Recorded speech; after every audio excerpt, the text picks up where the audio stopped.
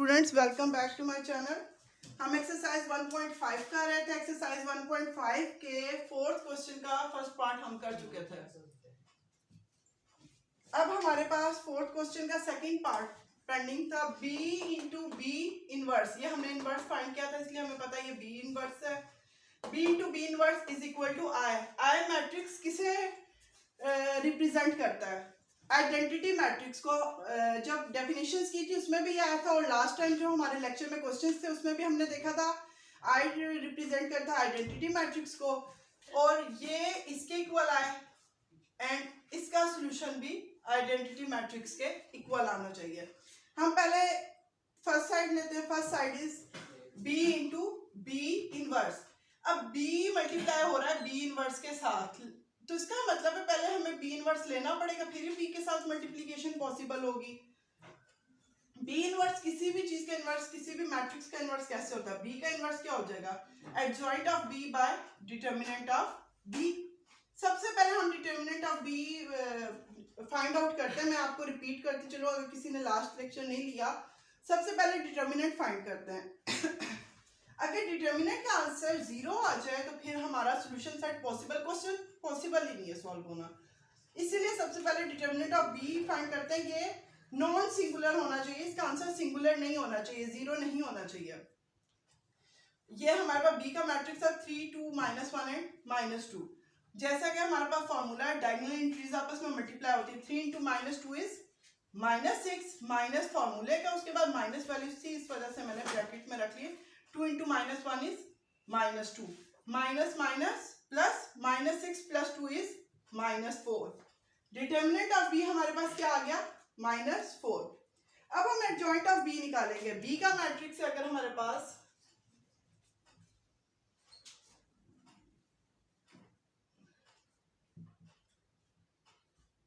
Then adjoint of b क्या हो जाएगा?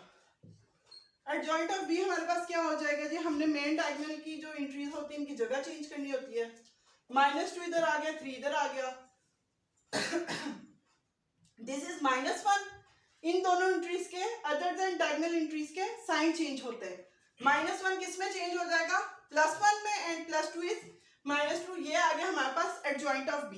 अब b इनवर्स के फॉर्मूले में वैल्यू डालेंगे। b inverse is equal to adjoint of a adjoint of b। ये b मैट्रिक्स का एडजॉइंट लिखा, फिर क्या था? Divided by determinant of b। अब डिटरमिनेंट ऑफ b क्या आ गया? -4। डिटरमिनेंट ऑफ b हमारे पास क्या है? -4। आप इसे यहाँ पर डिवाइड की फॉर्म में लिखेंगे, आप मल्टीप्लाई -1/4 भी लिख सकते हैं। डिवाइड की फॉर्म में भी तो यही है ना, 1/4 का मतलब ये 1 मल्टीप्लाई हो रहा है 4 डिवाइड हो रहा है, तो -1/4 ये साइड पे आ गया और एडजॉइंट ऑफ b ये आ गया। अब यहाँ पर दो प्रोसीजर्स होते हैं, आपकी अपनी मर्जी है। पहले ही -1/4 सारी एंट्री से मल्टीप्लाई कर दें या तो b के साथ मल्टीप्लाई करने के बाद -1/4 मल्टीप्लाई करें।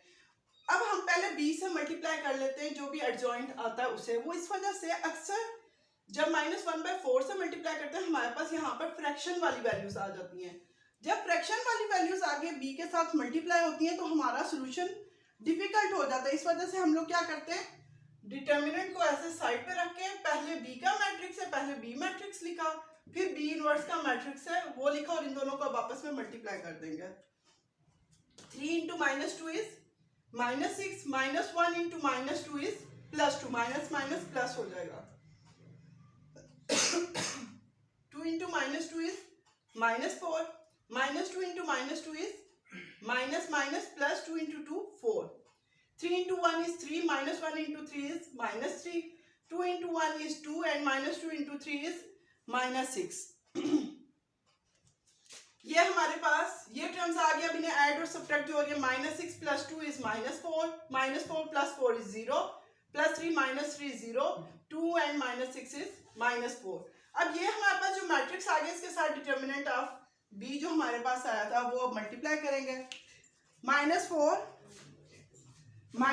इंटू -1/4, माइनस का साइन निगलेक्ट नहीं करना, डिटरमिनेंट ऑफ b के साथ माइनस का साइन था। Minus minus turn into plus, minus minus plus, 4 से कट गया 1 आ गया, 1 into 1 is 1।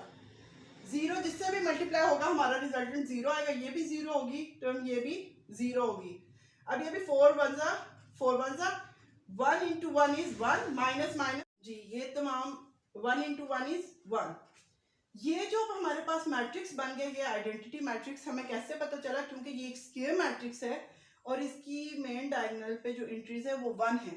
This is unit or identity matrix और अदर डायगोनल एंट्री 0 है। ये हमारे पास एक साइड प्रूफ हो गया, हमने यही प्रूफ करना था, B into B inverse is equal to identity matrix. Now next side is B inverse into B. अब हमने प्रूव करना है ये भी आइडेंटिटी मैट्रिक्स के इक्वल है।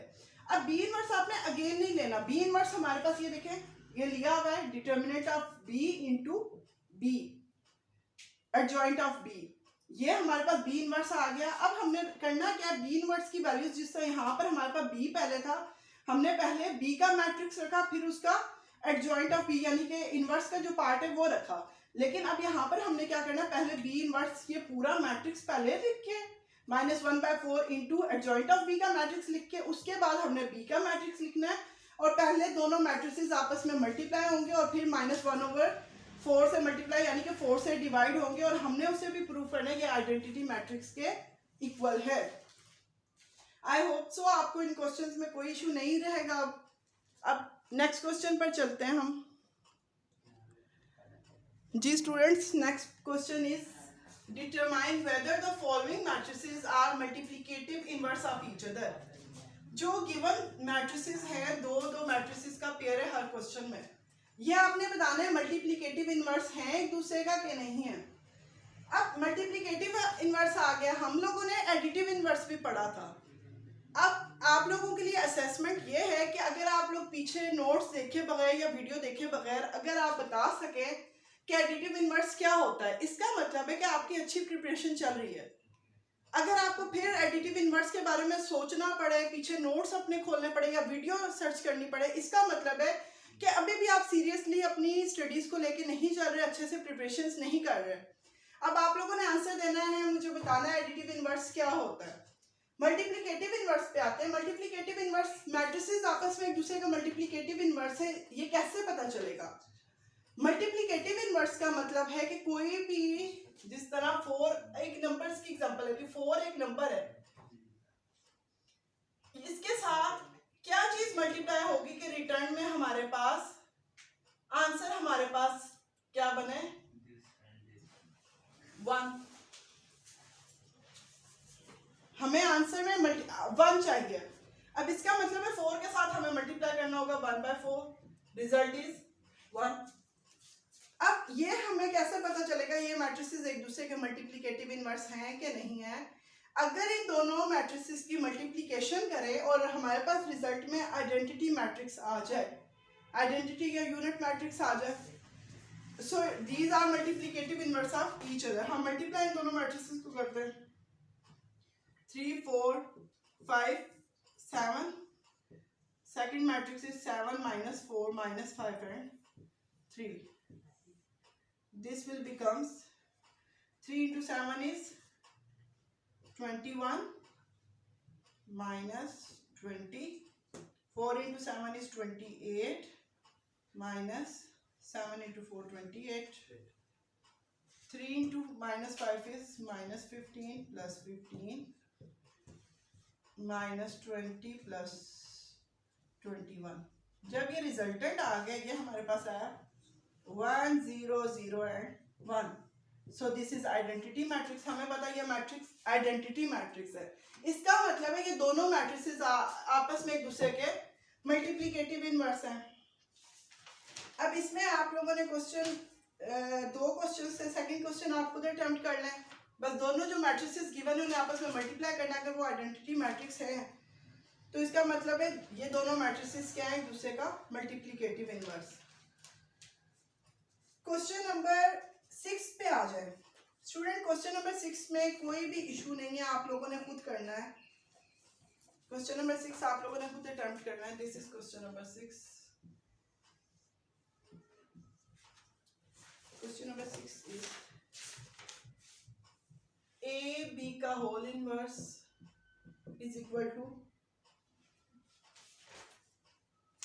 B inverse A inverse. दो साइड्स है, आपने अलग अलग साइड्स लेनी है। Taking A B whole inverse A B whole inverse का क्या मतलब है, ए और बी आपस में मल्टीप्लाई करना है, जो मैट्रिक्स आएगा उसका इनवर्स ले लेना है। ये हमने पहले भी किया है, बी इंटू बी इनवर्स जिस तरह किया था। यहाँ पर ए और बी को मल्टीप्लाई करना है, उसका इनवर्स लेना है। ए बी का होल इनवर्स क्या हो जाएगा, ए बी का inverse is equal to adjoint of A B by determinant of A B, यानी कि ए बी जो मैट्रिक्स आ जाएगा उसी का डिटर्मिनेंट लेंगे, उसी का एडजॉइंट लेना है, और ये हमारी एक साइड कंप्लीट हो जाएगी। दूसरी साइड है बी इनवर्स ए इनवर्स, इसका मतलब है बी का इनवर्स अलग लेंगे, adjoint of B by determinant of B, A का इनवर्स अलग लेंगे, adjoint of A by determinant of A, और इन दोनों को मल्टीप्लाई कैसे करेंगे, पहले बी का इनवर्स का मैट्रिक्स लिखेंगे, फिर ए का इनवर्स, और इन्हें आपस में मल्टीप्लाई कर लेंगे। ये क्वेश्चन आपका सेल्फ असेसमेंट है, आपने ये सॉल्व करके मुझे देना, सेंड करना है। ये अगर आपसे हो जाएगा तो इंशाल्लाह ताला ये एक्सरसाइज भी आपकी क्लियर होगी है। Now moving towards exercise 1.6। हाँ जी स्टूडेंट, फर्स्ट क्वेश्चन है हमारा 1.6 का, मैट्रिसेस को यूज करते हुए अगर ये सॉल्व हो सकती हैं लीनियर इक्वेशंस, ये लीनियर इक्वेशंस अगर सॉल्व हो सकती हैं, देन मैट्रिक्स इन्वर्जन मेथड से और क्रैमर रूल से इन्हें सॉल्व करना है।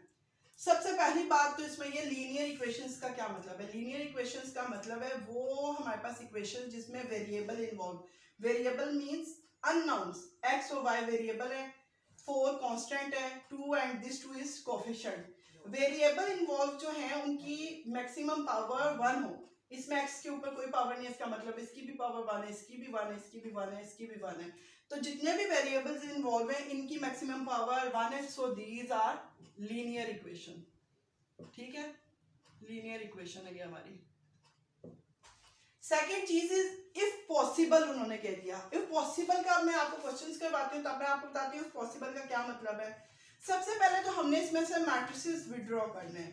सबसे पहले मैट्रिक्स का नाम होता है ए मैट्रिक्स में जितनी भी वैल्यूज हैं, जिसका 2, second one is -2, sign neglect कभी भी नहीं करना, आपका क्वेश्चन गलत हो जाएगा। उसके बाद वैल्यू है 3 एंड +2, तो हाली 2 भी हम लिख लेंगे तो ठीक है, प्लस मेंशन करने की जरूरत नहीं है। ये हमारे पास ए का मैट्रिक्स बन गया। दूसरा मैट्रिक्स हमारे पास होता है एक्स। अब एक्स के मैट्रिक्स में अक्सर होता है, स्टूडेंट कहते हैं ये एक्स और वाई तो ऐसे लिखे हुए एक्स और वाई, एक्स और वाई, एक्स और वाई का मैट्रिक्स नहीं, जस्ट एक एक्स एंड वाई यूं कॉलम की फॉर्म में लिखेंगे एक्स का matrix, and last matrix is B. अब इक्वल के साइड पे जो वैल्यूज हैं जिस तरह 4 एंड 6 हैं, इनके साइन समेत हमने इन्हें ऐसे लिखना है रो कॉलम मैट्रिक्स की फॉर्म में, कॉलम मैट्रिक्स की फॉर्म में लिखा विद देयर साइंस। इनके साइंस आप लोगों ने कभी भी निगलेक्ट नहीं करने, अगर साइंस आप ठीक नहीं लगाएंगे तो आपके क्वेश्चन रॉन्ग हो जाएगा, एक साइन गलत होने की वजह से आपका पूरा क्वेश्चन रॉन्ग हो जाएगा। अब ये हमारे पास जो फॉर्म बन गई इससे ऐसा लग रहा है A X is equal to, equal के बाद बी का मैट्रिक्स है, so A X is equal to B. अब हमने जिसे सॉल्व करना होता है उसे हम अलग कर देते हैं। इधर हमने किसे सॉल्व करना है, एक्स को अलग करना है, तो ए का मैट्रिक्स उधर जाके क्या हो जाएगा, X is equal to A inverse B. Basically concept क्या होता है, एक्स के साथ जो ए है इसे खत्म करने के लिए हमें ए का इनवर्स चाहिए। हम लोग शॉर्टली बच्चों को बता देते हैं X is equal to A inverse B, लेकिन कॉन्सेप्ट ये है कि कोई जब मैट्रिसेस में हमने जिस तरह +4 को खत्म करने के लिए -4 लेना पड़ता है, लॉग को खत्म करने के लिए एंटी लॉग लेना पड़ता है, इसी तरह किसी मैट्रिक्स ए को खत्म करने के लिए हमें उसे उसके इनवर्स से मल्टीप्लाई कर देंगे, सो खत्म हो जाएगी, इसकी वैल्यू 1 रह जाएगी। तो यहाँ पर अगर इसके ए इनवर्स से मल्टीप्लाई करेंगे, ये खत्म हो गया, यहाँ पर जस्ट 1 बच गया और एक्स बच गया, X is equal to A inverse B. अब जिस तरह क्वेश्चन में हमें नजर आ रहा है कि इसमें हमें क्या फाइंड करना है, एक्स फाइंड करना है, उसकी वैल्यू किसकी इक्वल है, ए इनवर्स इंटू बी।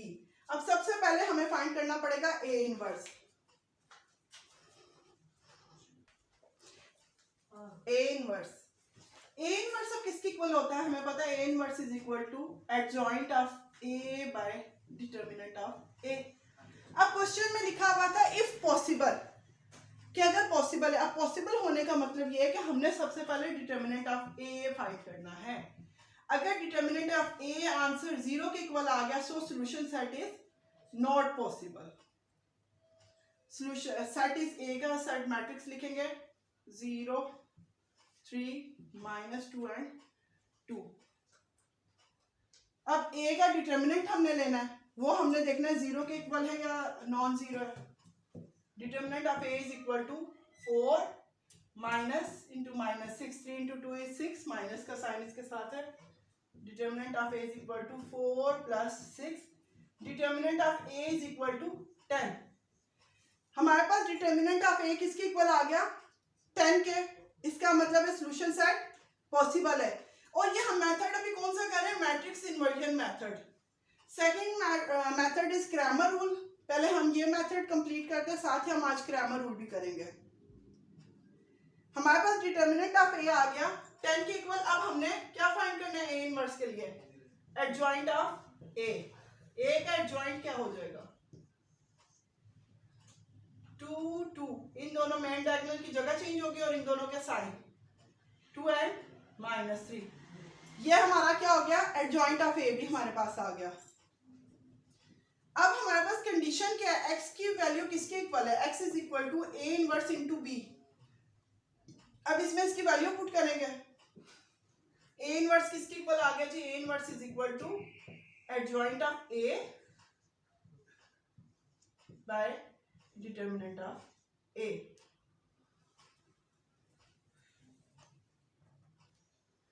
जब इसमें हमने वैल्यूज पुट की, x इज इक्वल टू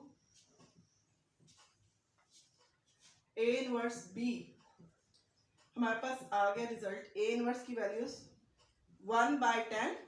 अगर हम डिनोमिनेटर में 10 लिखे ना, ये अक्सर निगलेक्ट हो जाता है। हम 1/10 की फॉर्म में से लिख के साइड पे लिख देंगे। मैंने आपको बताया था ये डिनोमिनेटर वाली वैल्यू जो है हम एंड पे मल्टीप्लाई करेंगे। उस चीज वो बात अभी अगर समझ आए, अगर हम इसे अभी यहाँ पर ही 10 से सारी वैल्यूज को अगर हम डिवाइड कर देते, 2/10 क्या आ जाता? 1/5 -3/10 1/5 1/5।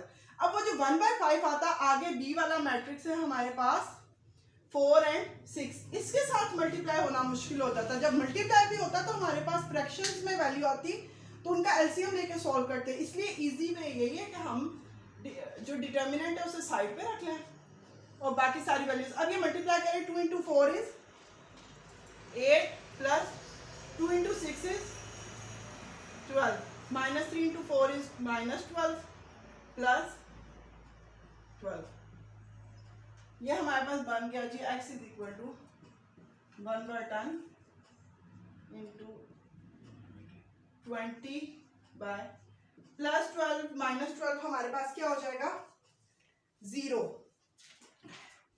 ये हमारे पास आ गया। अब ये वैल्यूज आ गई हमारे पास। अब हमने क्या करना है? 1/10 साइड में जो मल्टीप्लाई हो रहा है उसे हम अंदर वैल्यूज में ले जाएंगे। ये बन जाएगा जी x is equal to 20 into 1/10, 0 into 1/10। देखें जी ये स्टेप हो जाएगा हमारे पास। x की वैल्यूज भी अगर हम पुट करें, x की वैल्यूज क्या थी? x and y। तो ये अब किसके इक्वल हो गया? 10 1 ज़ा 10 2 ज़ा 20 और 0 से जब भी कोई वैल्यूज मल्टीप्लाई हुई रिजल्टेंट इज 0। अब इसी मैट्रिक्स की हमें पता चला x किसके इक्वल है? 2 के, और y किसके इक्वल है? 0 के। हम लिखेंगे so x is equal to 2, y is equal to 0। अब सॉल्यूशन सेट हमारा क्या बन जाएगा? Solution set is equal to 2 0, पहले x की वैल्यू फिर y की वैल्यू। ये हमारा मैट्रिक्स इन्वर्जन मेथड है, बिल्कुल सिंपल मेथड है। आप दोबारा एक दफा देख लें। पहले हमारे जो लीनियर इक्वेशंस गिवन थी उनमें से हमने A मैट्रिक्स लिया, x लिया, B लिया। x का मतलब कोई सी भी वेरिएबल इन्वॉल्व, यहाँ PQ भी ले सकते हैं, ST भी ले सकते हैं। आपने यहाँ पर वही वेरिएबल लेना जो यहाँ पर मेंशन है। B के मैट्रिक्स में इक्वल के बाद वाली सारी वैल्यूज आ गई। हमारे पास इक्वेशन बन गई AX is equal to B। B का मैट्रिक्स इक्वल के बाद है, एक्स को जब अलग करना था ए इनवर्स से मल्टीप्लाई किया, X is equal to A inverse B. अब एक्स को फाइंड करने के लिए ए इनवर्स और बी को आपस में मल्टीप्लाई करना था, सो सबसे पहले हमने ए इनवर्स फाइंड किया। ए इनवर्स का फॉर्मूला है adjoint of A by determinant of A. सबसे पहले डिटर्मिनेंट ऑफ ए फाइंड होगा, क्यों? अगर इसका आंसर 0 आ जाएगा तो solution set is not possible, हमारा क्वेश्चन यहाँ पर ही एंड हो जाएगा। लेकिन जब आंसर नॉन जीरो है, जिस तरह हमारा आंसर 10 आया है, हम लिखेंगे सो सॉल्यूशन इज पॉसिबल। उसके बाद एडजॉइंट ऑफ ए लिया, ए इनवर्स में एडजॉइंट ऑफ ए और डिटर्मिनेंट ऑफ ए की वैल्यूज पुट की। फिर हमने देखा एक्स किसके इक्वल है, ए इनवर्स बी के। ए इनवर्स की ये वैल्यू थी, लिखी 10 डिवाइड हो रहा था, इसे 1/10 की फॉर्म में लिखा और बी का मैट्रिक्स लिखा। अब ये एडजॉइंट ऑफ ए का मैट्रिक्स और बी का मैट्रिक्स आपस में मल्टीप्लाई होकर एंट्रीज आ गई 20 एंड 0।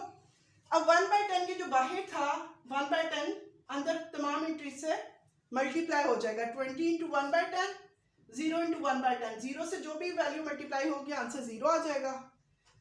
इसका आंसर 2 आ गया। एक्स मैट्रिक्स की जगह उसकी वैल्यूज पुट के x and y, so x is equal to 2 and y is equal to 0। इससे सॉल्यूशन सेट की फॉर्म में ऐसे आंसर लिख दिया और आपका क्वेश्चन कंप्लीट हो गया, matrix inversion method. Now moving towards Cramer rule. हाँ जी, क्रैमर रूल के लिए भी हमने वही क्वेश्चन लिया, 2x minus 2y is equal to 4 and 3x plus 2y is equal to 6 linear equations.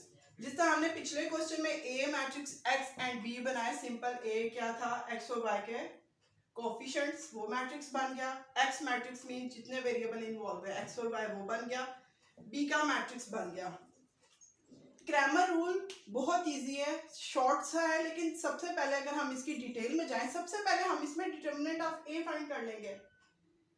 वो इस वजह से कि अगर कोई आप जितनी डिटेल्स में जाएंगे, अगर आपके सॉल्यूशन सेट ही पॉसिबल ना हुआ, आपका क्वेश्चन में स्टार्ट में कोई गलती होगी तो एग्जामिनर तो पूरा कट कर देगा। तो इस वजह से आप पहले ये चेक करें इसका सॉल्यूशन सेट पॉसिबल है अभी कि नहीं है, फिर हम लोग जाएंगे इसकी चेंजिंग्स जो करेंगे मैट्रिक्स में उसमें।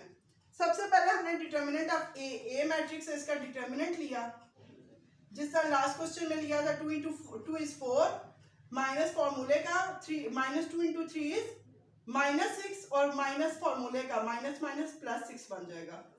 डिटर्मिनेंट ऑफ ए हमारे पास क्या आ गया, 10 आ गया। यहाँ पर डिटर्मिनेंट ऑफ ए 10 आ गया, इसका मतलब है solution set is possible. Solution set अब पॉसिबल है, तो अब हम इन मैट्रिसेस में थोड़ी सी चेंजिंग करेंगे एक्स और वाई की वैल्यूज फाइंड करने के लिए।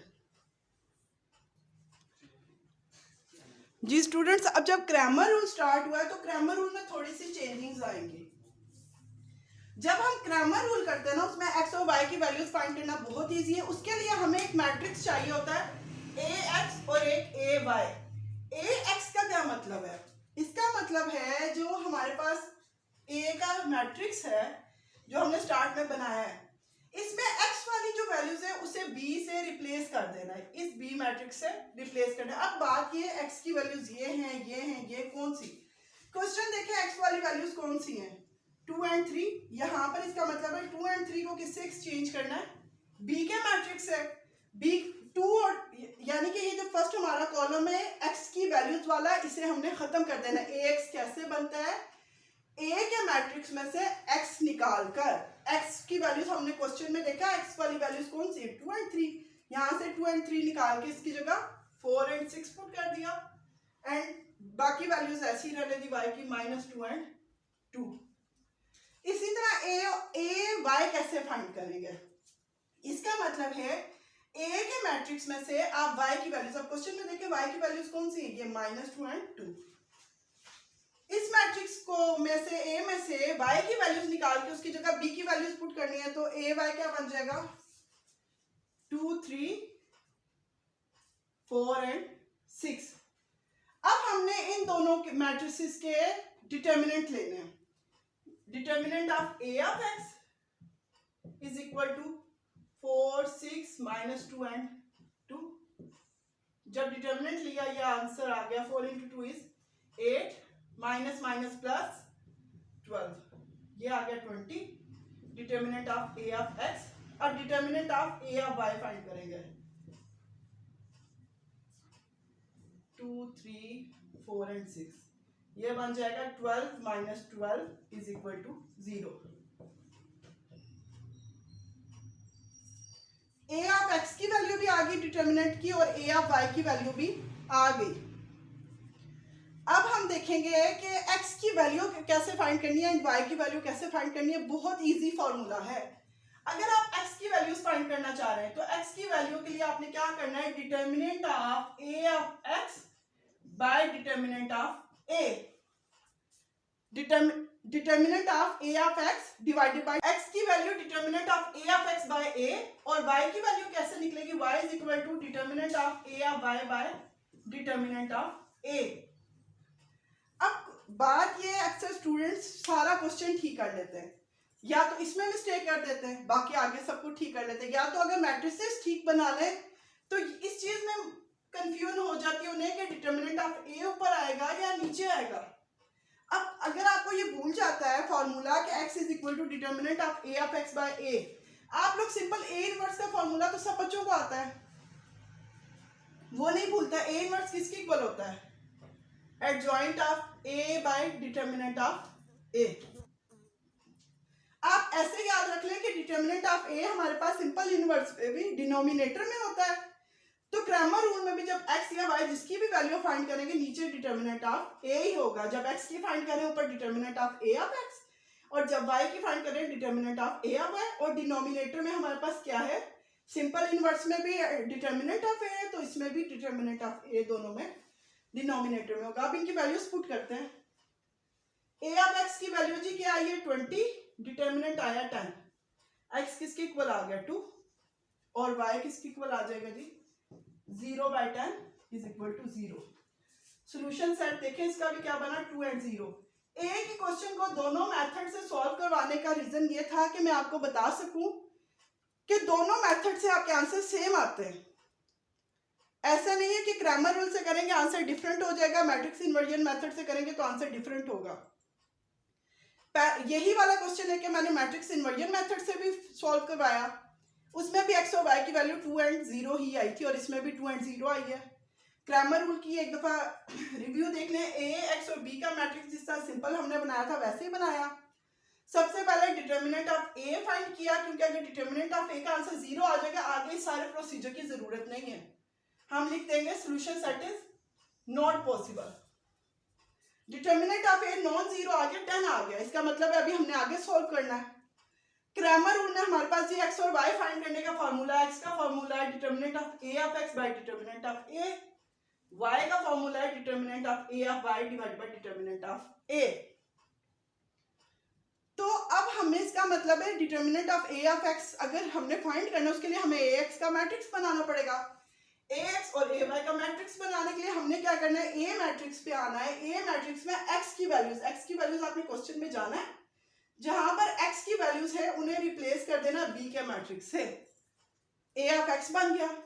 जब a ऑफ y बना रहे हैं y की वैल्यूज को रिप्लेस कर देना है b मैट्रिक्स से, तो a ऑफ y बन गया। और इसी तरह हमने सॉल्व किया, हमारे पास आंसर आ गया 2 एंड 0। स्टूडेंट्स होप आपको अच्छे से अंडरस्टैंड कर लिए होंगे आपने ये दोनों कॉन्सेप्ट। हमारा फर्स्ट चैप्टर कंप्लीट हो गया है। अगर कोई स्टूडेंट सेल्फ असेसमेंट के लिए क्वेश्चंस चाहता है कि मैं उन्हें कोई क्वेश्चन पेपर इस चैप्टर से रिलेटेड बना के दूं कि उन्हें आइडिया हो जाए कि उनकी प्रैक्टिस कंप्लीट अच्छे से होगी, तो मुझे काइंडली कमेंट करके बता दें। होप आपने अच्छे से अपनी स्टडीज़ को लेके चल रहे होंगे, अच्छे से प्रैक्टिस कर रहे होंगे। थैंक यू, अल्लाह हाफिज़।